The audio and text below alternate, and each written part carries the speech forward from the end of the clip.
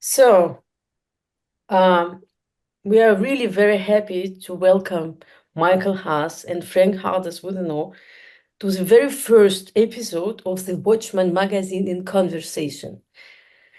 And our new magazine is about to appear with the idea to bring musical issues in the relation to the social political issues, not only of what is happening today, but also what was happening in the past. By careful analysis of what is happening in the art, we can easily predict what is possible to happen on all other fields of our life. Colin, do you agree with me? Absolutely. It's a very exciting project that I'm very happy to be collaborating with you on. And I know that we've got some very exciting music to talk about today as well as issues. So exactly. So, and we are so happy to welcome both of you. May I ask you to tell us, Michael, please just introduce a little bit the story. How did you start with Exil Arte? What brought you to, into the mission to recover forbidden music, oppressed composers, and all what has happened to the era of Nazi? And Frank, too, please, you're on the same mission and you're working together. So I would like both of you to tell us how did you get together and what has motivated you to start this mission of recovery for all of us sakes. Let's say it this way, right? Just Michael, give me Michael, will you one start? minute to remove one of my cats and to close the door.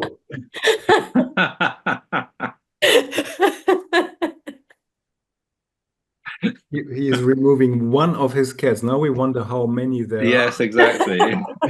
So bashing. We have three cats. We have three cats and two dogs. And one of the cats was asleep on the desk here and then started to snore very loudly. And so I thought that would get in the way. Okay, back to your question, Hannah. It all started actually quite by accident in the mid 1980s when, with Ricardo Schai and the Radio Symphony Orchestra in Berlin, we started to record early works of Zemlinsky. And these were followed by works with other conductors of Kurt Weill, and then we did a recording of Schönberg's Gura Lieder, also with Ricardo Schai and the Radio Symphony Orchestra in Berlin. And it became clear that there was quite a lot of music that was that seemed to have gone missing. In the 1980s, people were starting to talk about the literature that was suppressed during the Nazi years. People were starting to talk about the paintings that had been stolen during the Nazi years, but nobody was talking about the music and the effect of the music. And so Decca agreed to give me a budget to start recording music that was lost during the Nazi years. And it wasn't as straightforward as we believed it would be at the beginning. I mean, we did the first two obvious pieces, which were Korngold's Das Wundere Heliane and Krenek's Johnny Spielt auf, which were two operas premiered around the same time, but representing two very different aesthetics that were very active at the point and representing just a way that music could go in different directions and how varied and how many different styles were still being pursued during these interwar years, and that suddenly came to a halt with the arrival of the Nazis. Anyway, this series of recordings went on for 10 years, and in the year 2000, it came to a stop. And in the year 2002, I became music curator at Vienna's Jewish Museum. And I think this was a much more crucial element in the founding of Exil Arte, because we started to do exhibitions on specifically Viennese composers who had fled after 1938, or in some cases after 1933, or in some cases, and as in the case of Gustav Mahler, who wasn't even alive at the time, but whose music was banned. And it became clear to me that the musical estates of all of these people that we were putting on exhibitions about, I began to see a pattern. If I went to Los Angeles to look at the estate of somebody like Hans Eisler, what was still left of Hans Eisler, or or of Ernst Toch or of Eric Zeisel, I discovered that what these archives tended to hold were the elements that were important to the lives of these composers while they were in exile, but completely ignored their significance before immigration. And this was certainly the case with Karl Rathaus, another very important interwar composer whose musical estate was more or less just lying in the same archive where it had been deposited in 1954, the year he died. And nobody touched it because nobody really knew what to do with it.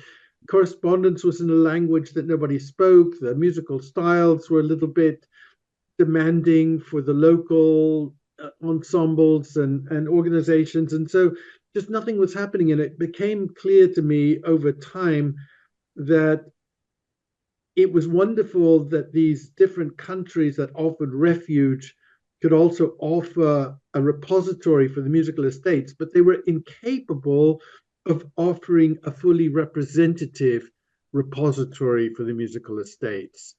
And this became very clear to me once the daughter of Hans Gall said to me, you know, my father would want to have been remembered as an opera composer, not as the co-founder of the Edinburgh Festival.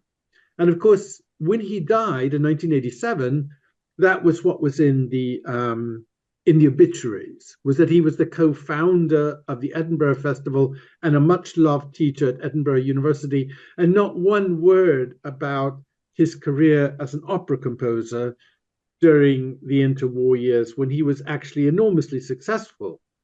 So, you know, it was she wanted the music to go somewhere, the musical estate to go somewhere where there was some recognition of its importance. And I think this is what became very crucial to me. All of a sudden, I realized that the musical estates being held in these countries of refuge were incapable, both physically and culturally, of recognizing actually what they had. And when we started to take the first couple of estates, and I have to say, then I went to my colleague, Gerald Gruber, who's a professor of music theory and form and analysis, and very, very high up in the university system. Our university, the University of Music and Performing Arts, used to be the Music Academy. It's over 200 years old. It's where Gustav Mahler studied, and Schreker and Zemlinsky, and where actually many, many people studied, whose estates we've now begun to acquire at our archive. And he was able to approach the president of the university, and she gave us the historic building of the Music Academy, an enormous amount of money to create a state-of-the-art archive. And you also know the Academy of Music in Vienna, right? Yes, that's right. So you have known all of those people who have studied there, but I have studied there too. All right, okay. But I mean, this was the historic building that was built in 1913. You know, so it was and then we had personnel as well that was given to us. And what started as just a trickle, we thought that maybe all of the important musical estates, we assumed, had already been lodged with other institutions. But actually, two things began to happen. We discovered that, first of all, there were quite a few musical estates that were not lodged with institutions. The musical estate of Walter Bricht, for example, he was a very prominent composer before the war, before the annexation of Austria. And then, to his own surprise, he discovered he was considered by the Nuremberg laws to be fully Jewish. And when he went into exile into America, he stopped composing, despite the fact that he was one of the most prolific and productive composers of his generation. And so the family of Walter Bricht said, you know, we want that music back in Vienna because that's where he wrote it. Right. And that was the public that he was writing for. And in fact, you know, Clemens Krauss and the Vienna Philharmonic were on the verge of performing his second piano concerto in his symphony when the annexation took place. So we ended up with these sorts of estates. But now in the last few months, we've also seen a new phenomenon, which is many of these archives in these countries of refuge no longer have space.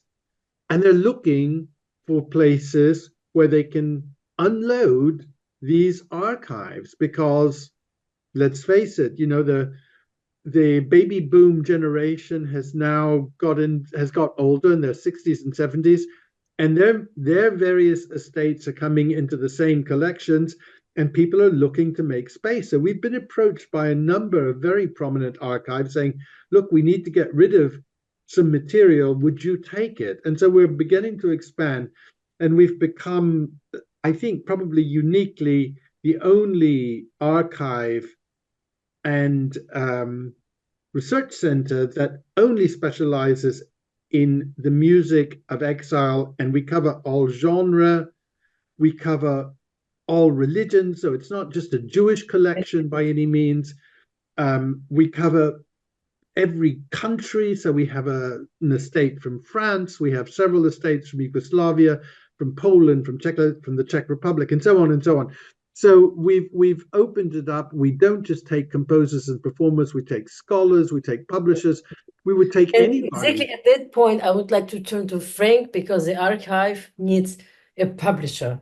And we have Frank, a publisher, and more. He's not just a publisher, he's also a producer, and he runs a record label, which is focused on that work. And he is, like, your partner in that. So Frank, please, I would like to ask you the same question. How did you came to that point to be so eager to rediscover forbidden music, oppressed music?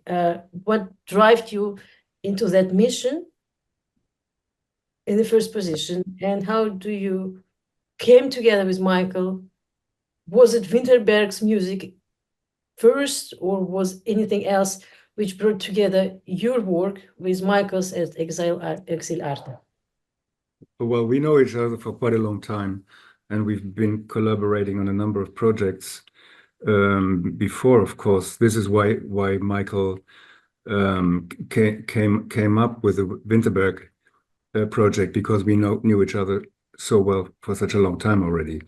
And I think we've been working parallelly, also probably not knowing of each other for quite a long time. I started a little bit later than him, and in a different field, or from a different perspective.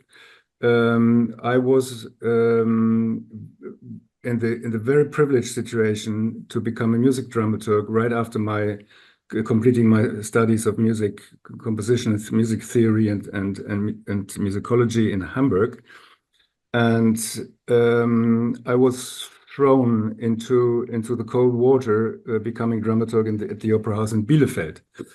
And Bielefeld was, so to say, they did on the operatic field what Decca did in the recording field. Exactly, I think it was almost coinciding, because Michael, when was your first recording in Berlin? 85? It was 89, yes. 89. Yeah. So Bielefeld started a little earlier in 86, 87. I mean, our Zemlinsky recording was in 84, actually. Yeah. Okay. So, but it's really the starting point was the mid 80s. The operas was 89. And Bielefeld started to dedicate, I think, quite from the beginning, almost half of of a season to the repertoire which has been banned by the Nazis in 1933 in Germany, and then of course later on also in the other countries. And so I was confronted with, I remember that very well, when in summer 89, I arrived there for just preparation to get prepared for the new job. They did a festival in Bielefeld, reuniting a number of operas from the current and the season before. And I saw Welles, Die Bacchantinnen. I saw Der singende Teufel by Schreker. I saw Die Jüdin by Alevi, and funnily enough, Nixon in China as a German premiere by John Adams, which had nothing to do, of course, but they were also into contemporary repertoire. So these were three operas which have not been played in Germany since 1933. Also, Alevi was, as a Jewish composer, totally banned from the repertoire, of course. And then it was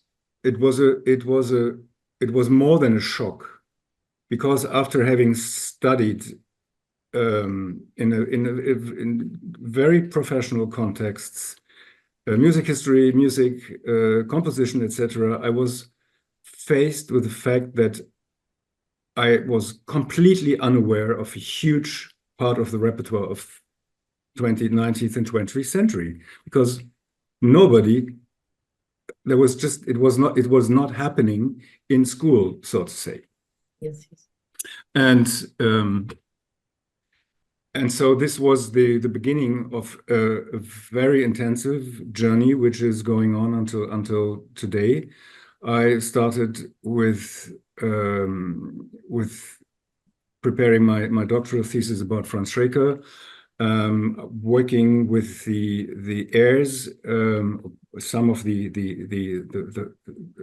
legacy of the family. Very difficult situation. Michael knows about it, but it goes too far here. Being able to do some first editions of hitherto unpublished works by Schreker, and to initiate a number of recordings of unperformed or unrecorded works, etc., etc.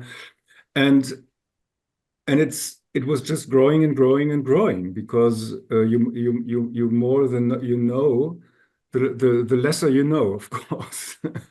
In my point of view, it's also a very important point. I don't know, even Michael would agree. So the exclusion or the separation between the Jewish culture and German or Austrian culture is exactly that problematic, because let's see about the languages. We have Yiddish and we have German, or in Austria the same. So actually it belonged together.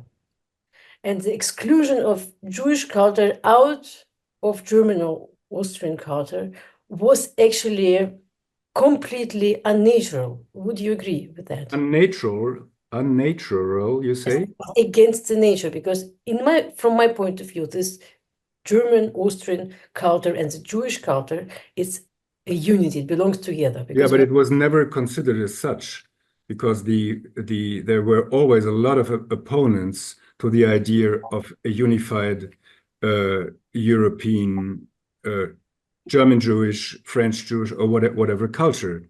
Absolutely. So, and I would be very careful about Jewish culture, because a lot of composers we are talking about, being the male or female composers, did not consider themselves Jewish composers.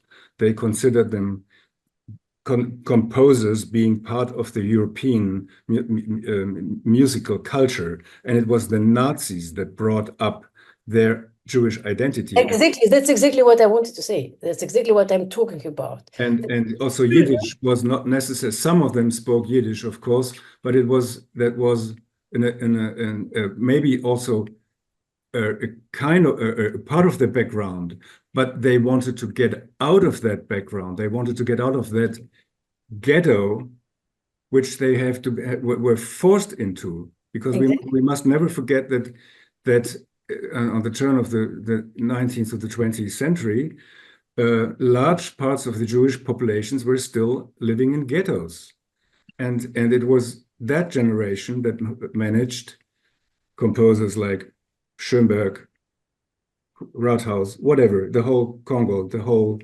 bunch of them. Their generation, for the first time, managed to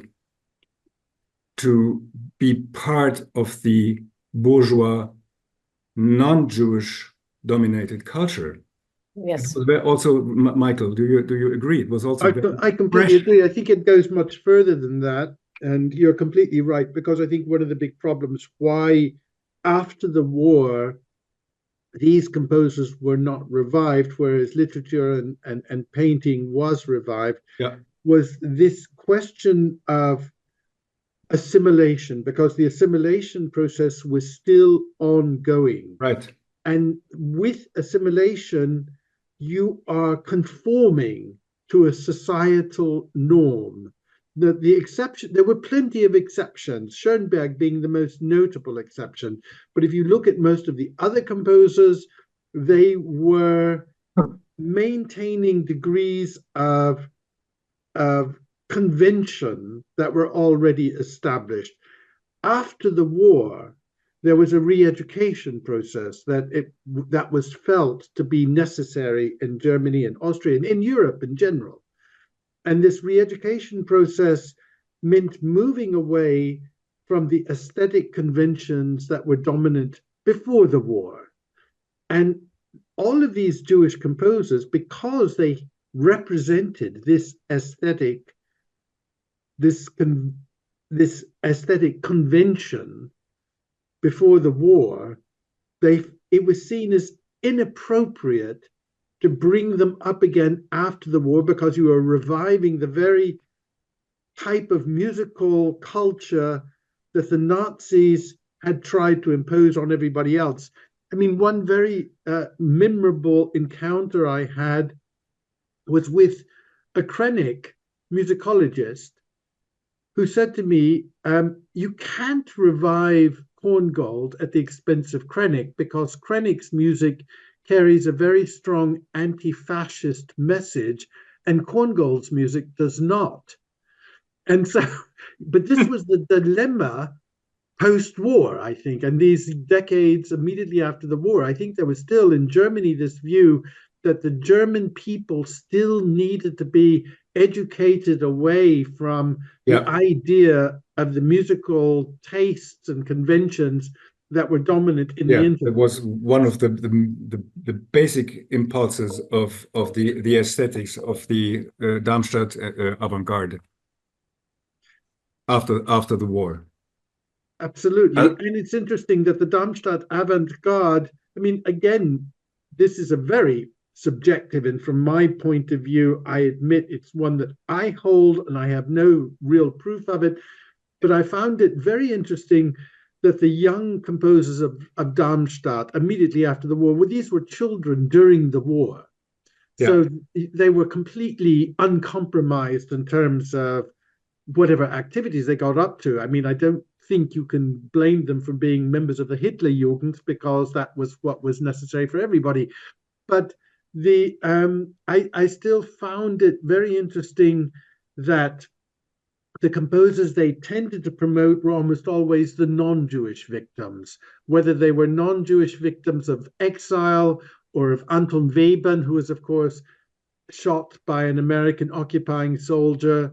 So that even Schoenberg was kind of pushed to one side. There was still this something, maybe a kind of residual anti-Semitism that still felt that the Jews who had escaped had had the good life, and that they still needed to represent a kind of German victimhood that was still present in these post-war years. And I think they felt it very strongly as well, so that you would have a lot of Krennic, who was in exile. You had a lot of Webern, who was shot by an American soldier. You did have some Polish Jewish composers. You had Haubenstock, Ramati, and what was the name of Boulez's teacher, the Polish. Sorry, I'm having a senior moment here. But I mean, you did have some Jewish composers, but it was interesting. They weren't. First of all, they weren't of the same generation. There was Erich Itur Kahn as well, who was German, of course. But again, he was a different generation. These composers had also been in Europe during the Nazi years and had suffered under the Nazis, either internment or had to flee into exile somewhere, so that they were closer to the generation of young composers who were also active in Darmstadt at the time. Right. I So just question to both of you. yeah, What do you think?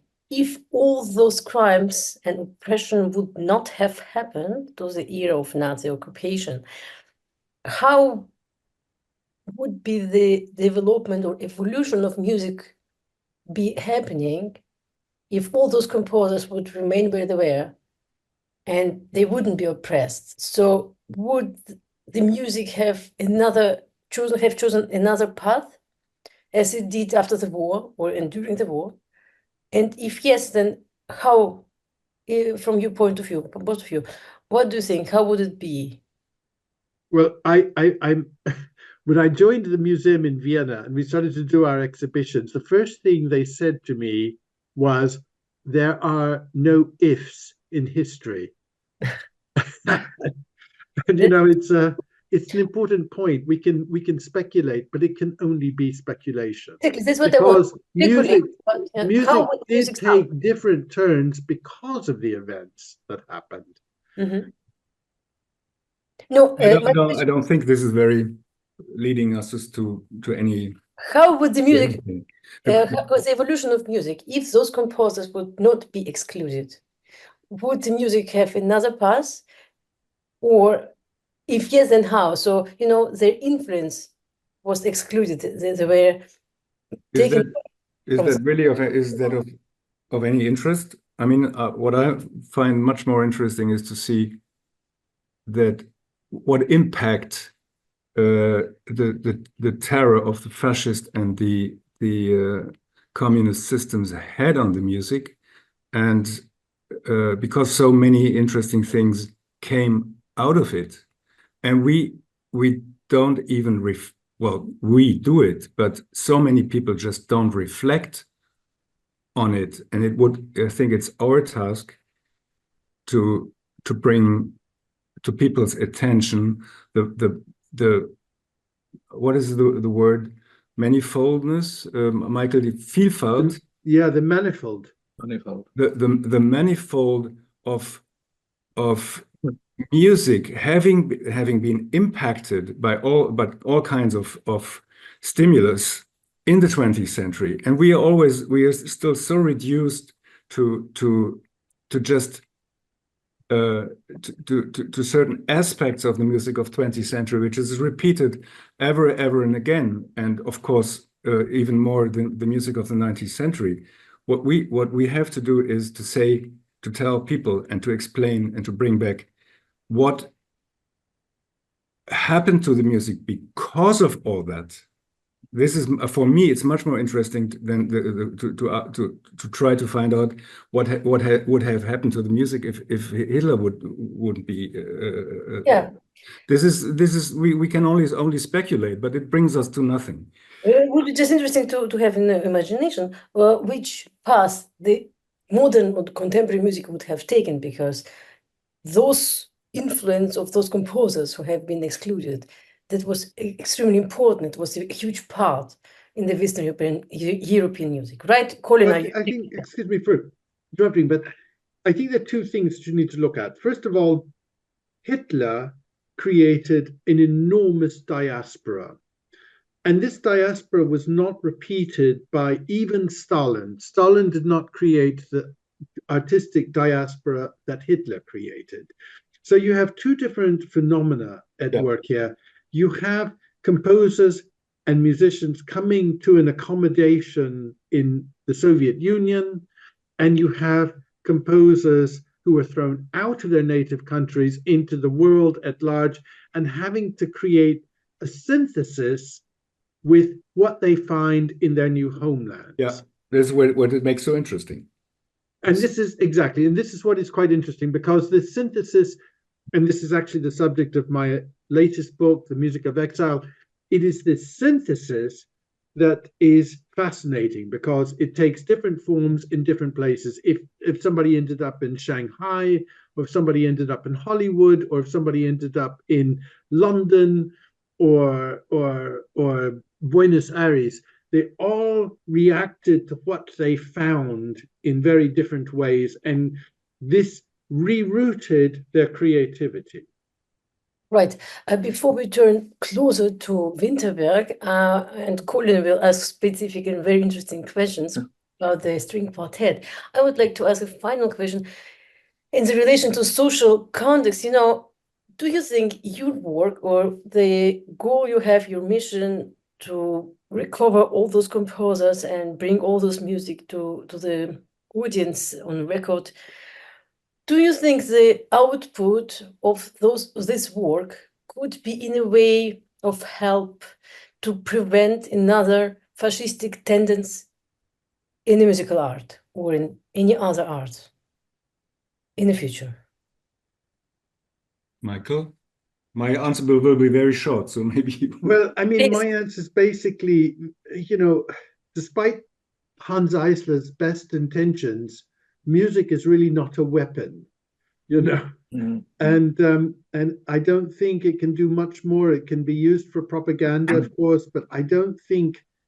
I think musicians and composers are like every type of creative artist. They hold up a mirror, but they don't hold up a barricade, I'm absolutely agreeing with you. Exactly, the mirror, the mirror.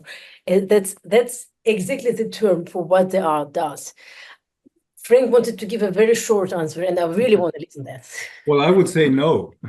Why no? And take up. Well, we had that when we did the interview for Fanfare. But our audience now, they were not at Fanfare. Yeah, of course. Very few people will read this endless. We are not talking with one another. We have audience, right, Colin? And it is definitely not the task of the art to prevent whatever political events or shifts, and it is as soon as it starts to do it, it's becoming propaganda, and there are very few examples of and I believe Michael mentioned it, where art and propaganda can get along happily with. It's Hans Eisler managed to write very political aware music, and Kurt Weill did it, and it's still art. But I think it's not. We should not blame composers for not being political or not for fighting for human rights. When they fight for human rights, then they do it as human beings and as political human beings, but not necessarily as artists. Right. And I don't think that art can have an impact on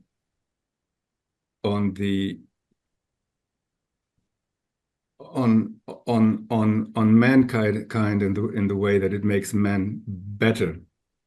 Of course, I think cultural education is a very important means in stabilizing democracies, of course. But again, this is a side effect or a side task. The artwork in itself, I think we should not judge it from the political point of view. Yeah, so in my point of view, and I'm completely convinced that the art is able to do great things and to do dreadful things. Yeah, so sure. We've seen it. I mean, many artists work for the communists, and many artists work for the Nazis. Things have been where art was a part of, let's say in the literature, it was Gorky, in music, we know all about Wagner's impact, but I'm convinced that we can use this art exactly as strongly, but for good, socially. But that's my position. Colin, what do you think? Yeah, I just wanted to make a point about some of the works that we've talked about so far, and about reception history, and ask really why is now the time that these pieces are really being appreciated? Are we as a society more open to multiple viewpoints? La Juive, the Yudin, which you mentioned earlier, the Halevi, that had a quite kind of dark reception history, and then suddenly cropped up at Geneva very recently. Schrecker, der Schatzgräber, has had a lot of exposure recently. What makes this time the right time for all of this to blossom, if you like? Are you directing the question to either Anybody, of us? anybody. Well, I think generations have passed, and people are less are much more open. And you know, one of the funny things about working at a music college is you're dealing with very young people. And when I talk about this repertoire, we're not talking about whether their parents or their grandparents were Nazis, maybe their great grandparents, and maybe their great great grandparents, which means the distance in generational terms is so great that the youngsters who are at the college do not feel in any way personally compromised.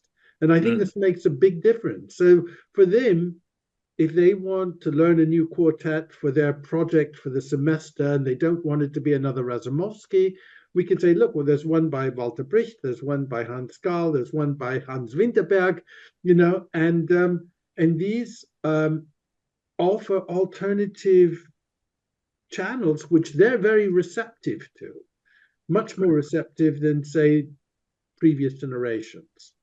Yes, because of the temporal proximity, if you like, and I think that's absolutely right. Yeah, Michael, but the generation of the professors teaching in the conservatories nowadays is not necessarily helpful in providing this additional repertoire to the next generation. I mean, from my perspective, it's still the exemption. It is the exception. Yes, the exception, not the exception. Yeah, it is the exception. I mean, we're lucky in Vienna in that the faculty is receptive, and it's because we are established within the body of the university, so everybody's aware of our work.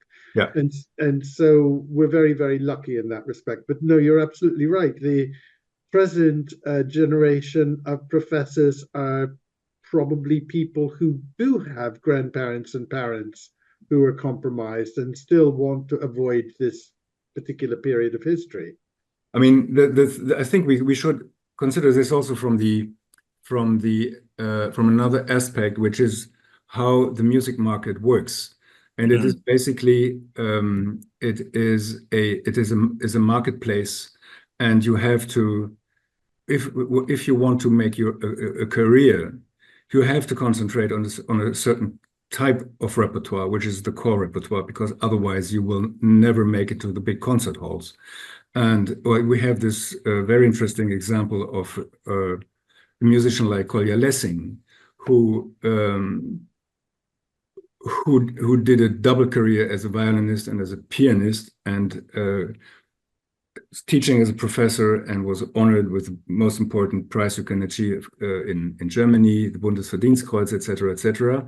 He decided from a very early point to concentrate on our repertoire we are right now talking about, and he did not make an international career in the important concert halls. He was not invited to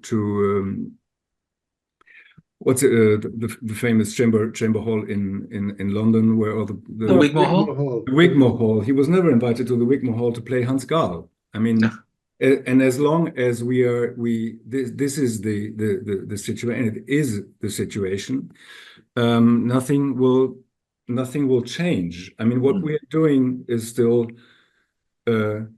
collecting the splinters from the explosion which was caused in 1933. We're still tidying up, trying to put the pieces of the puzzle together. And but I as also with regards to Winterberg, which is the proof of what I'm saying, because a substantial catalogue of one of the great composers of the 20th century was just disappeared totally.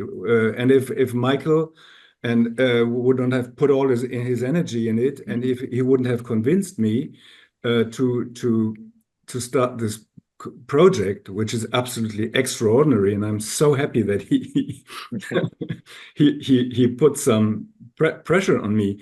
If we wouldn't do all these crazy things, then the whole repertoire would just remain in the drawers or wherever. So I start to be quick. What worries me is that with what's happening in Europe right now, not only in Europe, but from our perspective, Yes. with all these right-wing parties getting stronger and stronger, and all the core arguments of the fascist regimes are back in the public discussion, and you can talk. They talk about it, and they start to fight for values which we thought were done for all times. This is something we should always keep in mind, because we don't know. It's a very frightening prospect.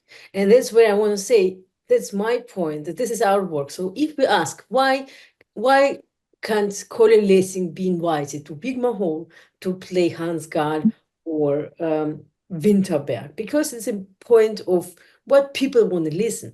Bigma Hall decides to put something on a program, what people want to listen for, what they're going to Well, pay. they do contemporary music, of course. Where we don't want to blame Wigmore Hall for doing stupid or conventional programs. That's certainly not the case. Because But the most important thing is, how do we bring those repertoire you are working on to the people? How do we make it as interesting and desirable to hear as they all go and loves to listen to Wagner operas one after another? So if Wagner is interesting for them to go and listen, how can we make those repertoire as interesting as Wagner? From my point of view, I don't see why should Wagner be as popular as he is and Winterberg not. So how do we do it? We have to give a proper prospect, a proper perspective from the Colin and my part as press, to make it readable, to make it known, and to make it interesting. we need I think it's sorry. I think it's a process. I mean, 20 years ago, people would not have known the difference between Lachenmann and Franz Schreker. And so if they saw Franz Schreker on a concert program, they would have the same reaction as if they had seen the name Lachenmann or Boulez or whatever. And they probably would have not gone to the concert. Nowadays, over time, people have had more exposure and they are beginning to discover this music.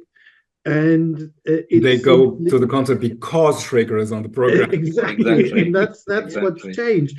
It's really just a process of very slow public education. Yeah, I totally agree. And the thing is, what we have to keep in mind is that the right-wing propaganda or the right-wing policy is aiming for destroying the structures that will bring differentiate cultural phenomena in the society. So when they will close down, and this is what they already announced, public radio in Germany, there will be no more exposure of this kind of music to an audience. So this is what's sort of is in the air.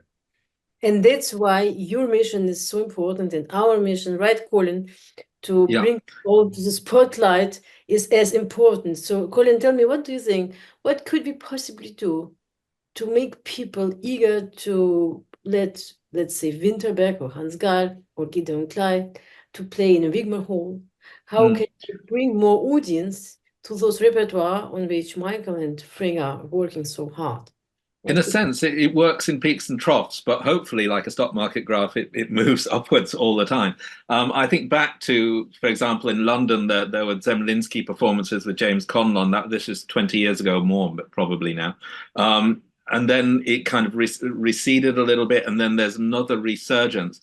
And it's about keeping the awareness, I think, that when something is performed like the Winterberg this week, I think it's about bringing that as much awareness as possible. I believe there's a recording coming out as well. We'll talk about that in a minute.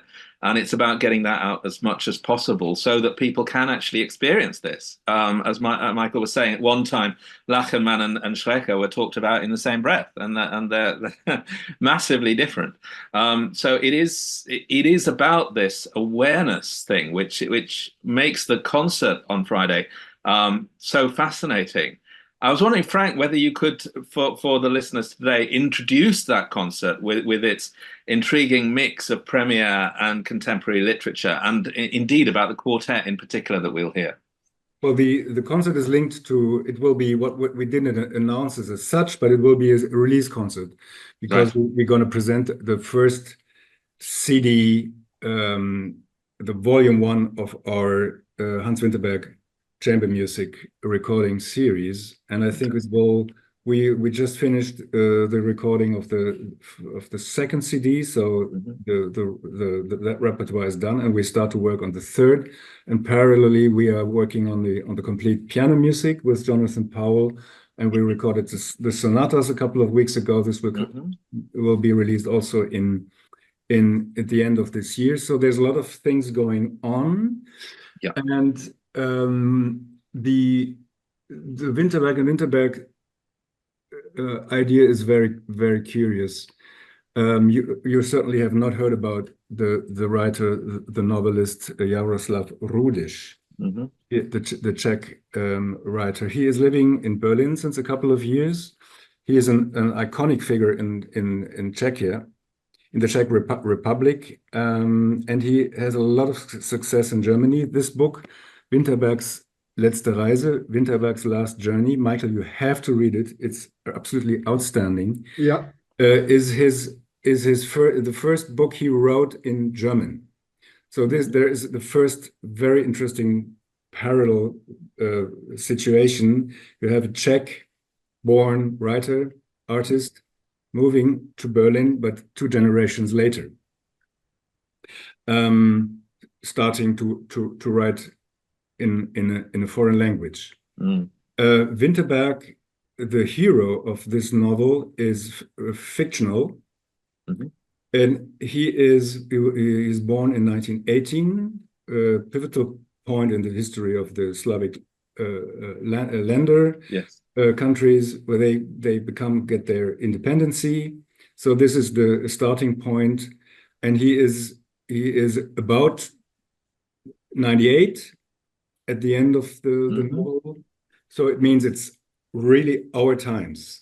Wow. So it is a long journey into the history of not only of Czechoslovakia but of Europe, and it talks about not all, but a lot of major events that were decisive for history, that changed history.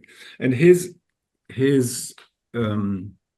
what triggered Winterberg, the fictional Winterberg, is that he had an Austrian grandfather and a German grandfather, Prussian grandfather on the other side, and they were fighting each other in Königgrätz, in that war between Prussia and Austria in 1866, which was so decisive for the making of Germany, because that was one of the wars that preceded the creation of Germany in 1871 after the French-Prussian War.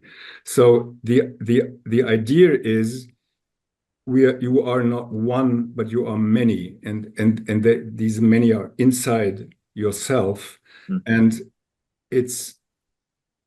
there is a friction in everybody's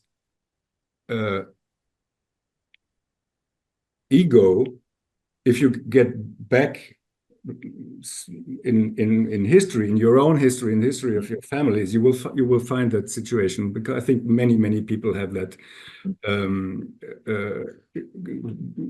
carry this aspect in themselves. Normally we don't worry about it, but this Winterberg worries a lot about this initial friction in his own heart. And this is something which is very decisive for our composer, Hans Winterberg. who is also many at a time and not just one Czech. He is Czech Jewish, Czech German, Czech, with regards to the languages and with regards to the music he is writing. So apart from many absolutely fantastic parallels between the novel, Winterberg, the fictional Winterberg, had 4 wives. Our composer Winterberg had 4 wives. The Winterberg, the fictional, is a hobby painter, and our Hans Winterberg composer was a hobby painter, and so on and so on.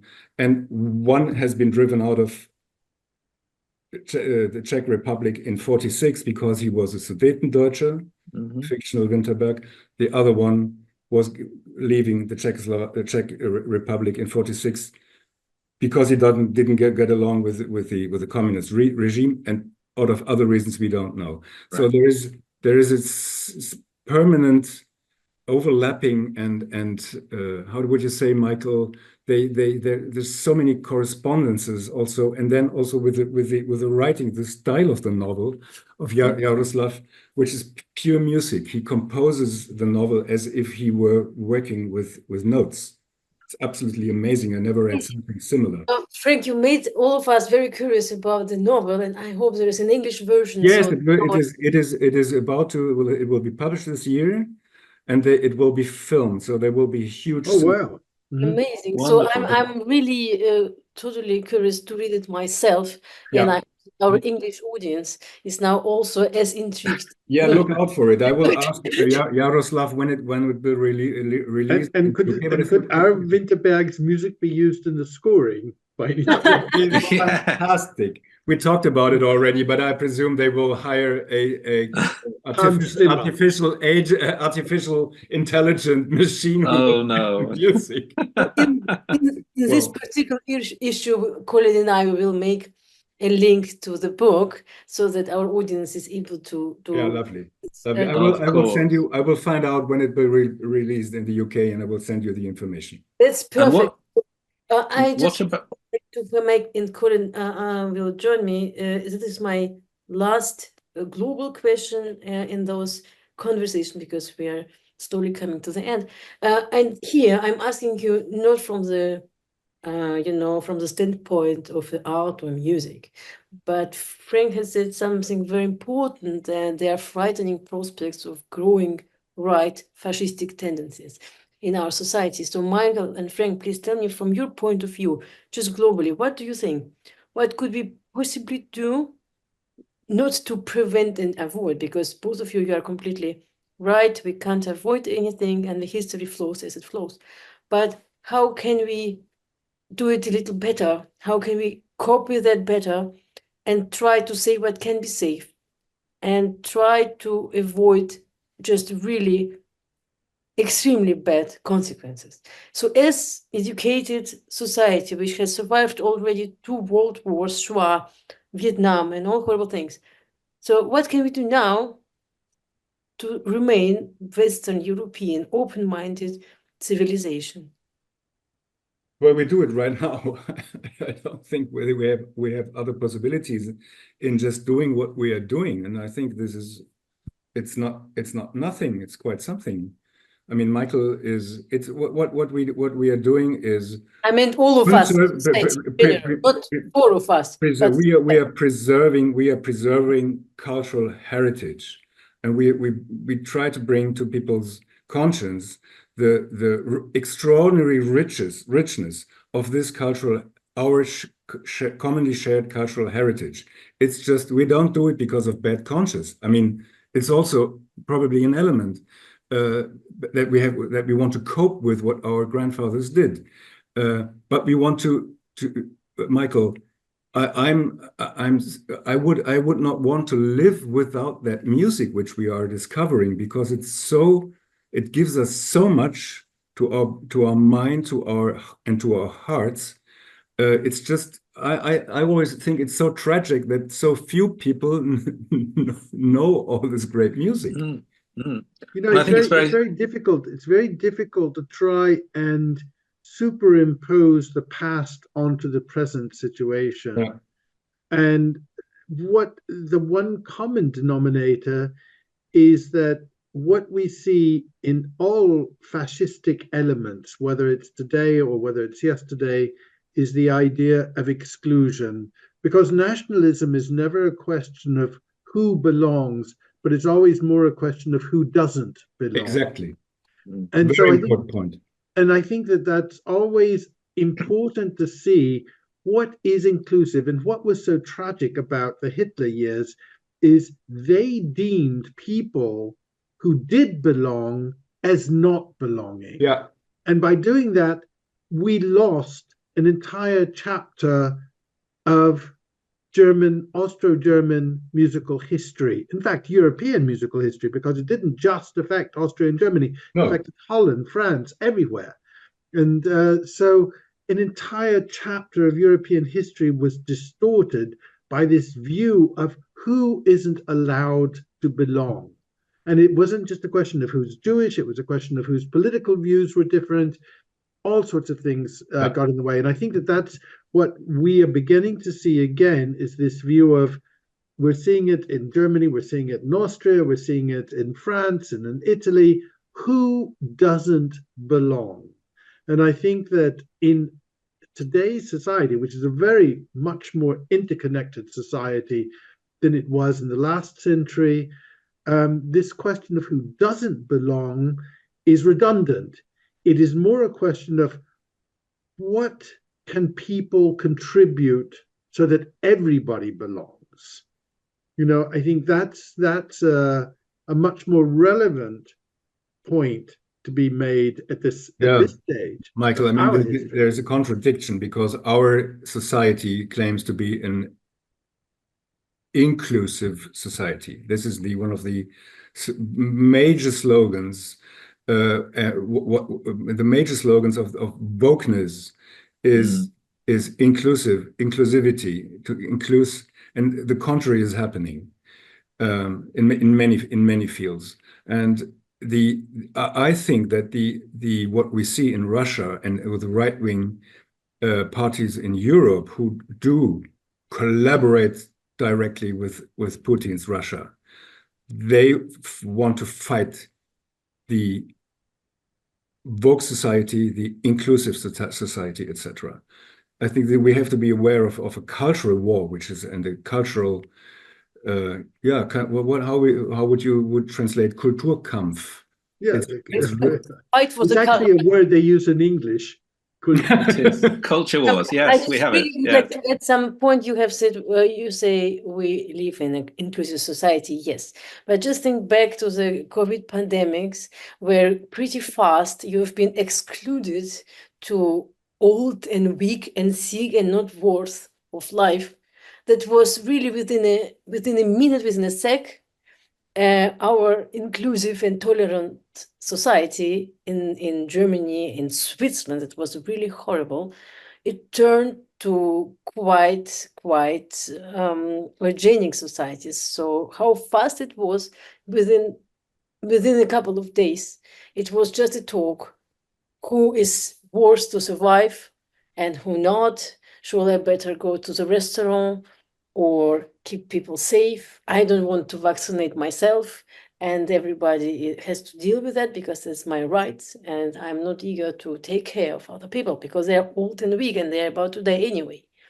And it was absolutely devastating suddenly to acknowledge how many people in own surrounding started or stopped to be tolerant, inclusive, and our creed. Would you agree with me? Yeah, that was one virus, and now we see another virus doing its job. We do. That was amazing. So this exclusion, suddenly exclusion to be, as Michael has said, not to belong to a group of people who is worth of life. So it was very, very fast. Suddenly you were able to be old and sick, and so what do you want? Why do you want to disturb young people to play games and be in the restaurant? So these talks, have you experienced this similar than me, or Michael, how is it from your point of view? Well, I mean, at the moment I'm feeling slightly more relieved because we've just got rid of a rather unpleasant government in England. and so I'm more inclined to be positive, and even what's happened in France, I think, has probably got more positive than negative about it. We have to see what happens in the United States. I'm very fearful about that. One has to see what happens in Germany and Austria.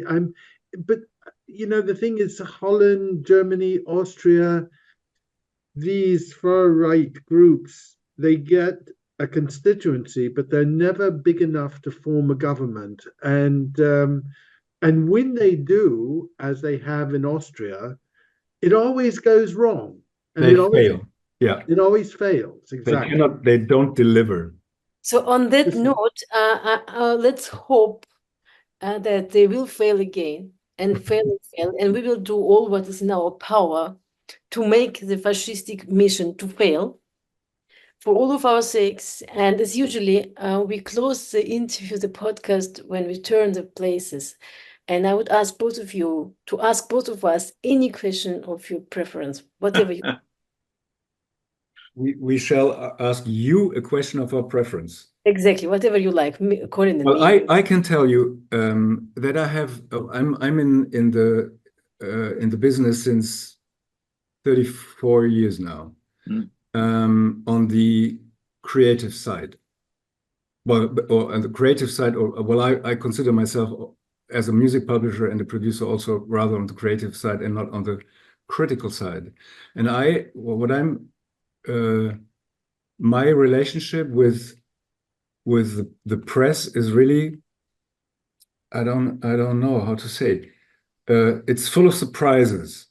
It's full of surprise. You sometimes you really. There will be very close friends of mine coming on Friday, who became very close friends, music journalists as you are, who are following our work since many, many years and doing radio broadcasts and writing for newspapers, etc. This is really gorgeous to see. How open-minded they are and how supportive they are, because they believe they have the same mission in a certain way, although they are not specialists in art and music. And on the other hand, you have so many. Well, I have to be very careful what I say. Stubborn and arrogant and completely narrow-minded people out there writing about art and other people's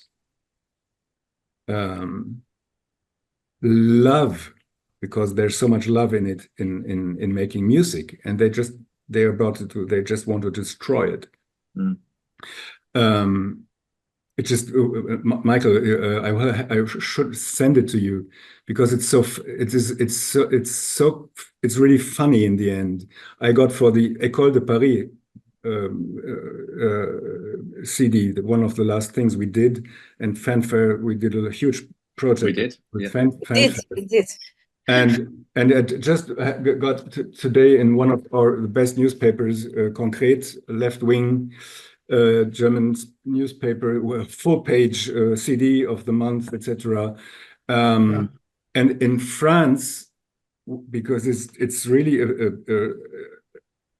a CD dedicated to our theme about what happened with Vichy and the fascism in France. And I got 2 reviews in France, both this big and both negative would be an euphemism. It was just destroy it as quick as soon as you can. It's all rubbish. It's shit.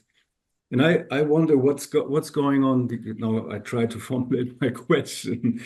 What can music journalism do to do what Hana wants us to do, to make the music world better and more interesting and more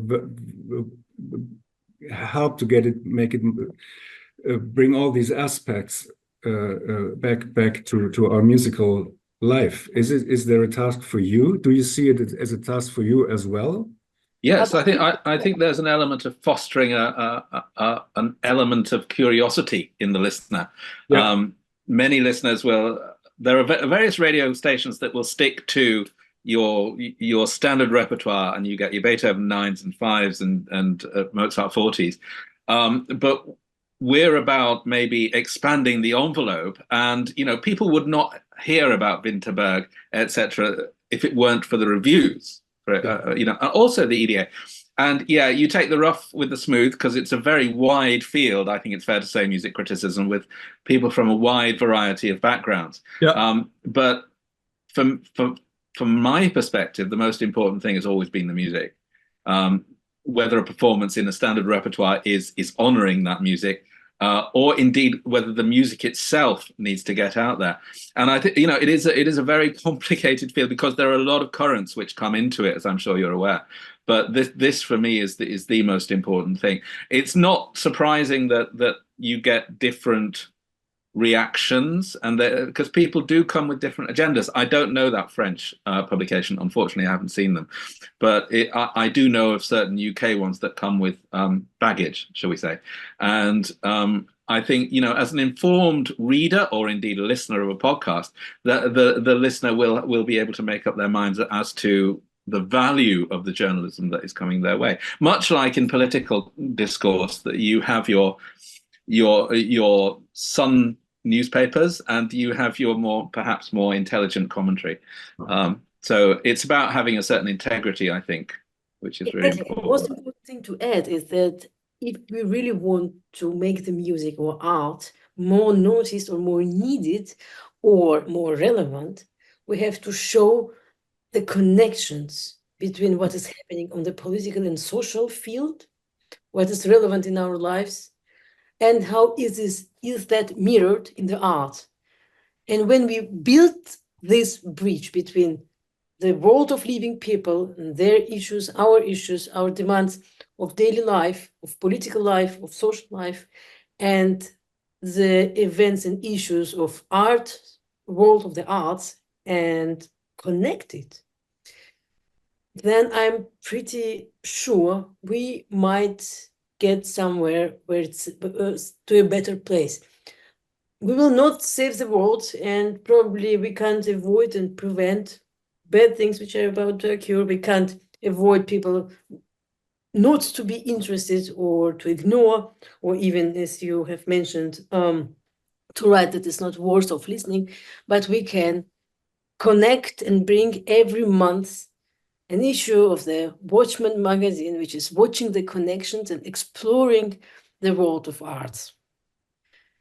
I think that music journalism has always suffered under a number of issues. I think it's historic that music journalists have always worried about their own credibility. And when they do that, they tend to take positions that they may not always believe. They take the positions that they believe restores or provides a foundation for their credibility, because their credibility is really the only commodity that they have on offer. Mm-hmm. And so I think that until, and this is made even more difficult because the broader media gives music journalism very little platform. Mm-hmm. So that the ability to establish your credibility is constantly being reduced. Yeah. One of the books that I'm written and is still waiting publication is a look at all of the Mahler reviews during Mahler's lifetime in Vienna. And these reviews go on for pages and pages and pages. And the description of music is quite astonishing. It is something that we couldn't even begin to imagine today. I mean, this is an era that doesn't have radio, it doesn't have gramophone, it doesn't have any kind of means of musical reproduction. So the only way to describe a piece of music is to assume a certain musical literacy in the readership. And it is an extraordinary thing to read, this sort of musical criticism from that age. And then at the very end of the review, which may have gone on for 3 or 4 pages, it says, and the singer was the lovely Mrs. blah, blah, blah, and it was conducted with great skill by blah, blah, blah. And the Vienna Philharmonic played with their usual flair. And that's it. And of course, you know, the musical journalism has now moved to the other way, you know. And so I think that, you know, I think it is really somehow or another, musical journalists, in order to regain their credibility, they have got to find a means of expanding their platform. Exactly, Michael. That's why we're here and entertaining our audience. That's why Colin and we restarted the Watchman magazine, which was initially founded by Coleridge.